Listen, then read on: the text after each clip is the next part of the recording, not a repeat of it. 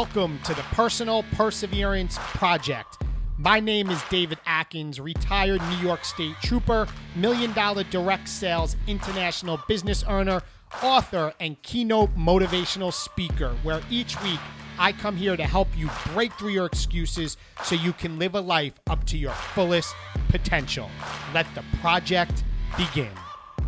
That is my mindset. I operate on a level of excellence, and you guys need to wake up every single day, and you need to operate on a level of excellence and create your masterpiece. What's up, guys, and welcome to this week's episode of the Personal Perseverance Project. Happy Monday for those that listen to this on the day that they come out. We're in a new week. We're in a new day. You know, I just put a single photo picture up on my social media today. And this is exactly what I said. And it's something I share when I speak and something I usually end with when I speak. And that is, this may be a page in your life. This may be a chapter in your life. But this is not the book of your life. You still have time. And, you know, before I get into the topic today, which we're going to dive into fear, because I think fear, just from things I read and things I hear, and even what I go through myself, is the number one thing that destroys and stops most people from living the life they were meant to live. Before I dive into that, I just wanted to open up with this social media post I shared today, because, listen, if you're listening to this, I think so often we think that we're running out of time. I think so often we think that, you know, oh, it's too late. If you're listening to this, you have breath, you have fresh air, no matter what problems you have been through, no matter what challenges and tribulations you have been through, you are still here. Your success rate of surviving is 100% because you are here. And I think that we have to give ourselves a little grace and understand that no matter what has happened up into this point, it's in the past, and there's still time to write the rest of your story for your life, and you are in control of that. So don't beat yourself up. Again, this may be a page in your life, whatever that challenge is.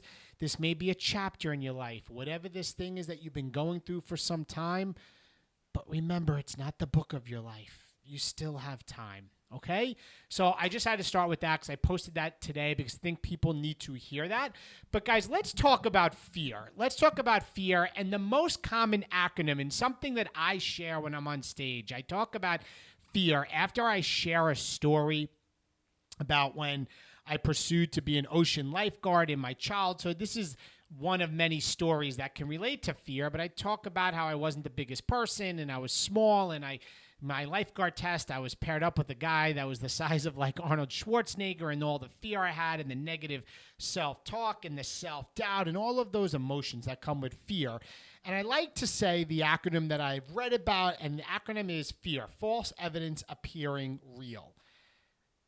And I share that with you, and there could be some people that debate that. There could be some people that say, that's a crock. And I get that. But there's two sides to this. The first is the side that I look at it this way. And the reason I like to say false evidence appearing real, because so often the things that we're actually worried about, 99% probably of the things that you worry about will never actually happen. And I think that's important to realize, that we allow our minds to go down this rabbit hole of fear, worrying about something that may in fact occur that never actually happens. 9.9 times out of 10, it doesn't happen. And we allow this evidence, we call it evidence when really it's assumptions that we make, we allow them to paralyze us. But then on the flip side, I don't want to say that fear is not real, because you are having these feelings. You are going through this challenge. You are struggling with it, whatever it is that you're thinking. We all have fear. I have fear. Before I go on stage, every time I speak, no matter how many times I have done it, no matter how many thousands of people, or no matter what size the audience is, it could be 20 people or 20,000 people, you're going to get butterflies, you're going to have fear, which I'm going to talk about that in a little bit. Butterflies, that's another thing. But you're going to have that. Like, so the fear is real. So I don't want to discount that you're not having these feelings. But I kind of want to give you some things that you can do, some things that I have done to help me overcome when I start having feelings of fear, okay? Starting off with saying, David, what you're worrying about is probably not going to happen. So the first thing that I do is I actually stop myself and I try to actually play out in my mind if that actually would happen and what would happen to me, right? I actually, like, some people have a fear of public speaking, right? Some people have an unbelievable fear. It's like the second thing after fearing death is public speaking. You know, the fear of, oh my goodness, I'm going to go up there. People are going to laugh at me. They're going to be talking with their hands over their mouth, whispering to the person next to them. They're going to be pointing at me. I'm going to completely forget what I was going to say. I'm going to make a fool of myself. I'm going to run off stage. I'm going to pass out. Like, if you actually play it out in your head and you talk to yourself, you realize the chances of all of that happening are slim to none. You know, some people have the fear of flying. Some people have a fear, oh my goodness, like, I'm afraid that I'm going to get on the plane and the plane's going to crash. Now, that's a real thing that people could be worried about. But if you really play it out, like, the safest way to travel is flying, safer than driving a car. You're in a plane that probably, if you're traveling commercially, it has 2 jet engines. It can run on one, and if both go out, it can glide. And you know what? There's hundreds of airports. And if there's hundreds of airports, a lot of times, if one goes out, you can definitely get to the next airport. You know, what's the chances of, like, the wings snapping off and the plane spiraling out of control? Like, it's so super rare. So when you have a fear, sometimes we need to just pause. And sometimes the best way to do it is to write out your fear, write out what you're feeling, and keep peeling back like the onion and really dig into what is it you're worried about and look at it and say, is this really going to happen? Because I think what it is we're not willing to play that scenario out in our head and recognize that more times than not, we realize it could be something you may start laughing at. Like, it's silly, not that you don't have the feeling, but like silly to even let your mind get to the point that you think that's going to happen. But we don't pause and sometimes write it out to really let ourselves think about what it is, because we get ourselves caught up in our minds. And I'll tell you this, when it comes to facing your fears, because we all have them, even if the thing that we're worried about doesn't happen, I believe that there's one simple word that allows you to face your fear, and that word is courage. Having the courage to face your fears, to move forward in your life.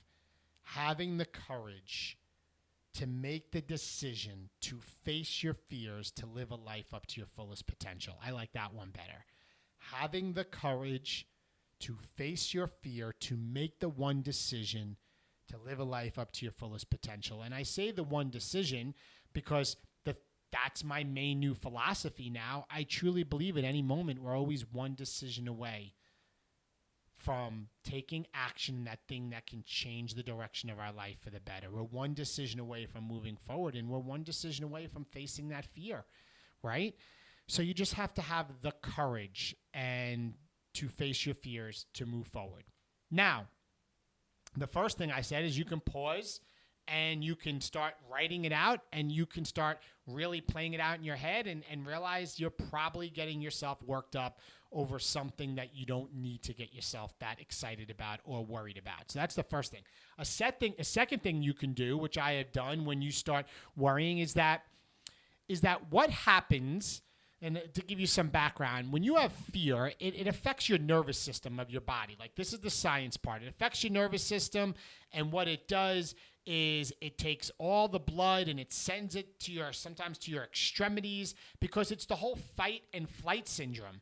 And in ancient times, you know, when you have fear, it's really something you may have to battle like a lion out in the jungle to survive, and you're running for your life. And that same part of your brain is the same part that you're allowing something, maybe worrying about what other people may think of you at work if you do something, that same part of your brain is the same part of your brain that creates that fear if you're running for your life. So what it is it affects where the blood flow is in your body. It pulls, it rushes to your extremities so you're ready to act and fight. Athletes have it when they start feeling nerves. It gets them sometimes a little bit of an athletic edge, is having a little bit of butterflies, having a little bit of fear, anxiety going there, because it gets you're sharper, you're ready to be more alert. But it's a physical thing that happens with your body. And sometimes when we allow it to happen on the decisions or things that we worry about, like at work, or the things that aren't involving a life and death situation,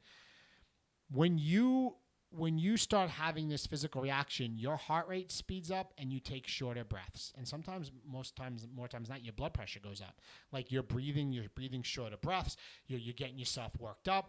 Some people, it gets to an extreme. You have a panic attack. And one of the best ways that you can cope with this is to change your breathing, to slow your breathing down, right? I'm a big advocate of meditation, because I did it this morning, where I inhale for 5 seconds. Like right now, if we were to pause right now, and let's work through this.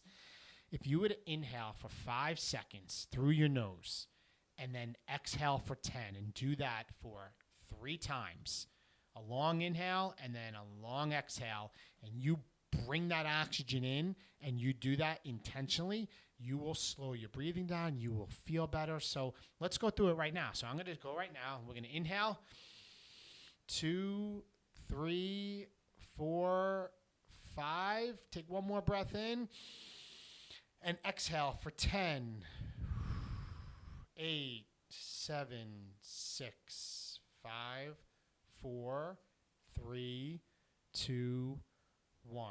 Inhale for 5, 4, inhale, 3, 2, 1. One more inhale, pull it in. Exhale for 10, 9, 8, 7, doing a good job. 4, 3, keep breathing out. 1, 0. Inhale again for 5.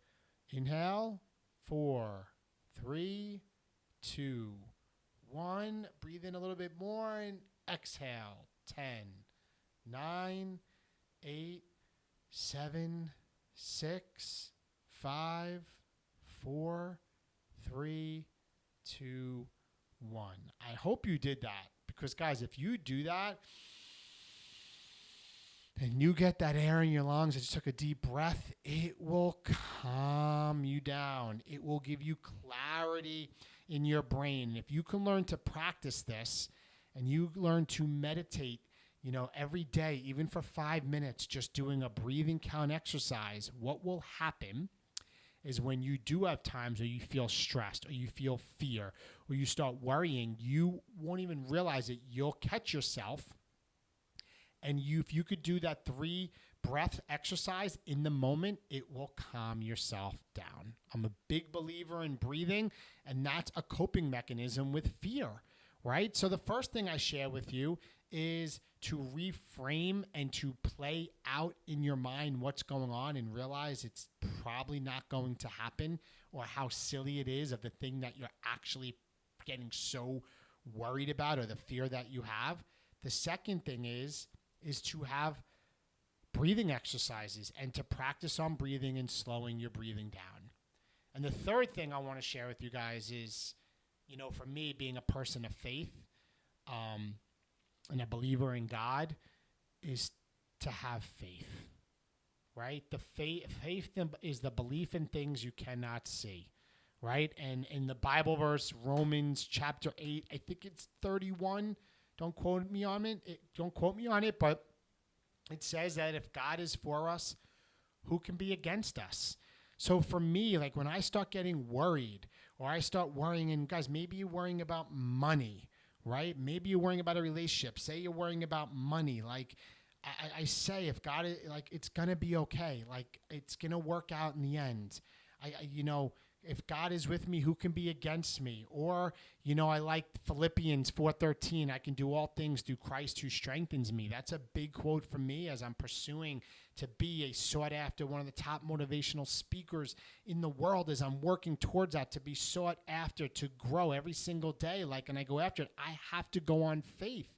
Because if you can't go on everything that you see, and you can't see everything, the only thing you can go on is faith, to fuel your faith and starve your fears, to fuel your belief that you can do something in your faith in God, and to starve these fears that most likely are not going to happen. So for me, that's my faith in God, that everything will work out and be okay. And I'm a big believer in that you need to have faith, because sometimes that's all you can go on. And if you can anchor your thoughts on faith, and you can slow down your breathing in the moment, and you can write down and actually physically write out what you're worried about, and keep digging, going deeper and deeper and deeper on that fear and the cause of that fear, and like peeling back an onion to get to the core of what your fear is about, and look at it and say, is this really something I need to be getting this worked up about? And I would say the chances are it's not. So again, to kind of wrap up on this podcast today, when it comes to fear, I do believe fear is false evidence appearing real, because on the surface level, I believe the overwhelming majority of things that we worry about don't actually happen. But I'm not discounting that the feeling that we go through of having fear and how it affects our body isn't real. It is. And when it happens, you need to go through it in your head. You need to practice meditation and breathing. You need to also have faith in God. And guys, the last thing is this, having the butterflies. I mentioned it earlier. Do you know, and I just heard somebody say, it was great. I had somebody say, or did I read it, that every exciting moment in your life, maybe it was the day you got married, maybe for me, every time before I go on stage to speak, maybe it's going to an amusement park or getting ready for vacation, right? Those butterfly feelings that you get, every time you had butterfly feelings, it usually always is right before something amazing that happened in your life, right? If you think about all the big moments in your life that you remember where some pretty amazing things happened, or some pretty amazing experiences that you've been through, they probably all were prefaced with some butterflies. So those butterflies that you're feeling, embrace that. Those butterflies you're feeling when you're about to do something scary that you're excited to do, embrace that. Don't look at it as fear.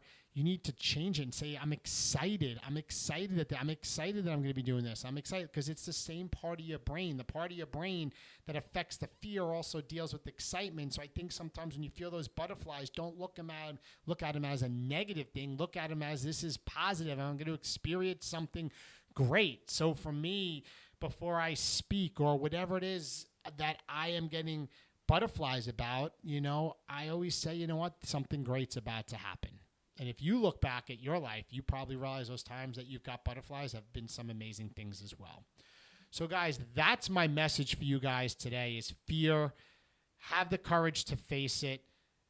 Don't allow fear to stop you. Don't allow the most common things, worrying about what other people think, to stop you. Who cares? Other people are so caught up in worrying about their own life, and you're allowing the one thing that they said or the one thing that you think they're going to say that may not happen to stop you when 2 minutes later they're worrying about their own problems. There's so many things that we allow to stop us, but you just have to have a little bit of courage. You just have to reframe it. You have to press forward. You have to have faith. And in the end, it will work out. You will be okay. And I'll wrap up with where I started. This may be a page in your life. This may be a chapter in your life. But it's not the book of your life. You still have time. So, guys, please share this episode with a friend or a family member or on social media. Follow this channel because, again, in the end, my goal is to help people live up to their fullest potential. And we do it together in a stronger way. And I'll remind you, you're always one decision away from taking action, from living a life up to your fullest potential. Love you guys. Talk to you soon. Bye-bye. Thank you for listening to this episode of the Personal Perseverance Project. My goal every single day is to help people live up to their fullest potential. So please share this episode, subscribe to my channel, and maybe even leave a review. Be sure to connect and follow me on all my social media channels. And if you would like more information about me potentially being a keynote speaker at your event, or maybe you want to work with me one-on-one as your private coach, be sure to go to my website at davidakinspeaks.com for more information. Thank you.